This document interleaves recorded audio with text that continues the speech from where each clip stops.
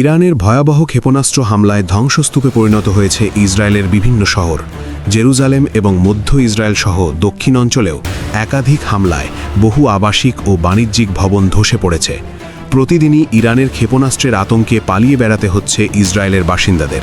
সেখানকার বাসিন্দাদের চোখে মুখে এখন কেবলই আতঙ্ক, ঠিক যেমন আতঙ্ক বিরাজ করে গাজাবাসীর মনে যখন দখলদার ইসরায়েলের বোমা এসে পড়ে তাদের শহরে। তারা বোমার বিকট শব্দে যেমন পালিয়ে বেড়ায়, ঠিক তেমনি এখন ইরানের মিসাইলের ভয়ে পালিয়ে বেড়াচ্ছেন ইসরায়েলের ইহুদি বাসিন্দারা।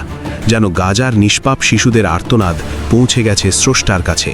তাই তো অত্যাধুনিক আকাশ প্রতিরক্ষা ব্যবস্থাও রক্ষা করতে পারছে না ইসরায়েলকে। এরই মধ্যে ইসরায়েলের বিভিন্ন স্থানে বিস্ফোরণের খবর পাওয়া গেছে।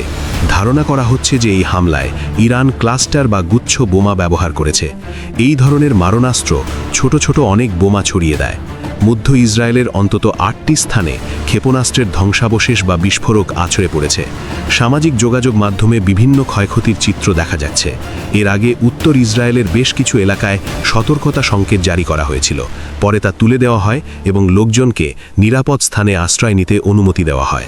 দক্ষিণ ইসরায়েলের দিমোনা শহর থেকে মাত্র 8 মাইল দূরে অবস্থিত দেশটির প্রধান পারমাণবিক গবেষণা কেন্দ্র ও রিঅ্যাক্টর। ইসরায়েলের অন্যতম সুরক্ষিত এই অঞ্চলের আকাশসীমায় ফাটল ধরিয়ে আছড়ে পড়েছে ইরানের 2টি ব্যালিস্টিক ক্ষেপণাস্ত্র।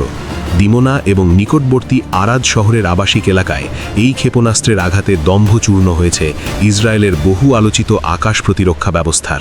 21শে মার্চ রাতের ওই হামলায় অন্তত 175 জন আহত হয়েছেন, যাদের মধ্যে 10 জনের অবস্থা আশঙ্কাজনক। ইসরায়েলি সামরিক বাহিনী স্বীকার করেছে তারা ক্ষেপণাস্ত্রগুলো ঠেকানোর চেষ্টা করেছিল, কিন্তু সফল হয়নি। প্রায় 3 ঘন্টার ব্যবধানে 2টি আঘাত আসার পর প্রশ্ন উঠেছে, বিশ্বের অন্যতম সেরা প্রতিরক্ষা ব্যবস্থা কি তবে ব্যর্থ হতে শুরু করেছে?